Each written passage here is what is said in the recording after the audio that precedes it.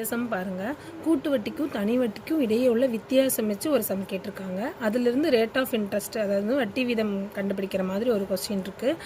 இப்போ நான் இங்கிலீஷில் ரீட் பண்ணுறேன், நெக்ஸ்ட் நான் தமிழில் ரீட் பண்ணுறேன்.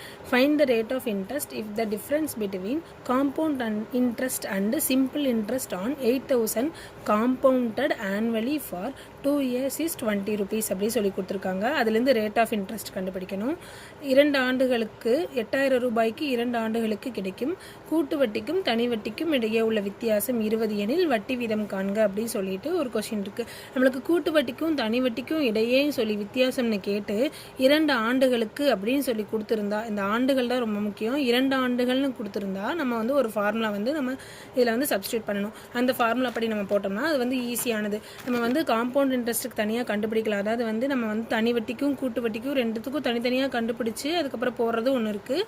ஆனால் இந்த ஃபார்முலா படி அசல் கொடுத்துருக்காங்க, நம்ம எடுத்து எழுதிக்கணும். அசல் எவ்வளோனா 8,000 எடுத்துக்கணும். அடுத்தது வித்தியாசம் கொடுத்துருக்காங்க.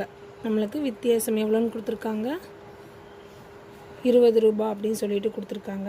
கேட்டிருக்கிறது கூட்டு வட்டிக்கும் தனி வட்டிக்கும் இடையே உள்ள வித்தியாசம். இப்போ வித்தியாசத்துக்குரிய ஃபார்முலா என்னென்னா P × R/100² சொல்லிட்டு கொடுத்துருக்காங்க.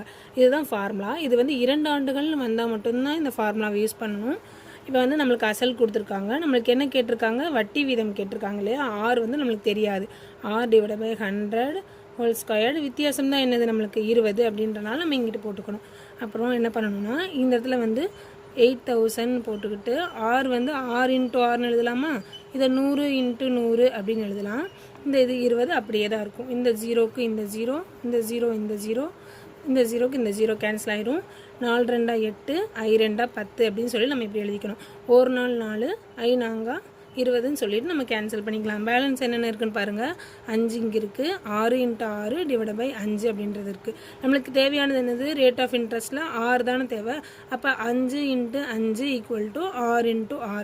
நம்மளுக்கு ஒரு ஆறுங்கிறனால R = 5 அப்படின்னு சொல்லிட்டு நம்ம எழுதிக்கலாம். இப்போனா R² = 5 × 5ன்னு எழுதிட்டு R = √5 × 5. அப்போ ஆறுங்கிறது என்ன வரும், 5 அப்படின்னு சொல்லிட்டு வருமா. அதுதான் இப்போ நம்மளுக்கு என்ன கொஸ்டின் இங்கே பாருங்கள். ஆன்சர் இங்கே இருக்குது பார்த்தீங்களா, ஏதான் ஆப்ஷன். 8,000 ரூபாய்க்கு 2 ஆண்டுகளுக்கு அப்படின்னு கேட்டால் மட்டும்தான் இந்த ஃபார்முலா யூஸ் பண்ணணும். 3 ஆண்டுகளுக்குனா வேறு ஃபார்முலா யூஸ் பண்ணணும். எவ்வளோ ஈஸியாக இருக்குது பாருங்கள். ஒருவேளை நீங்கள் காம்பவுண்ட் இன்ட்ரெஸ்ட்டுக்கு தனியாக கண்டுபிடிச்சி அதுக்கப்புறம் சிம்பிள் இன்ட்ரெஸ்ட்டு கண்டுபிடிச்சி போடுறதுக்கு ரொம்ப டைம் ஆகும். அதனால் இந்த ஃபார்முலா யூஸ் பண்ணி கடகடன்னு போட்டுருங்க.